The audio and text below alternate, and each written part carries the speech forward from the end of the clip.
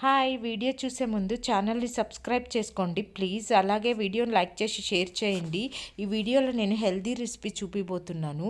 ఈ video first కడాయి పెట్టుకొని కొద్దిగా ఆయిల్ వేసుకొని దాంట్లో కొద్దిగా ఆవాలు వేసుకొని ఆనియన్స్, కొద్దిగా తెల్లగడ్డ, కరివేపాకు వేసుకొని ఒక 5 మినిట్స్ ఫ్రై చేసుకున్నాక 1 అవర్ నానబెట్టుకున్న పెసరపప్పును కూడా వేసుకొని నీట్‌గా మిక్స్ చేసుకోండి. మిక్స్ చేసుకున్నాక పక్కన కడిగి పెట్టుకున్న ఆకుకూరను కూడా మిక్స్ చేసుకొని ఉప్పు, పసుపు వేసేసుకొని ఒక 5 మినిట్స్ ఒకటి ఇట్లా మూత పెట్టేయాలి. అంతా కలిసేదాకా మిక్స్ చేసుకున్నాక మూత పెట్టేసుకుంటే సరిపోతుంది. ఇట్లా ఆవిరితోనే పెసరపప్పు అనేది ఉడకాలి. సో, ఈ విధంగా పెసరపప్పు ఒక 5 మినిట్స్‌కే కొద్దిగా ఉడికిపోతుందండి తొందరగానే.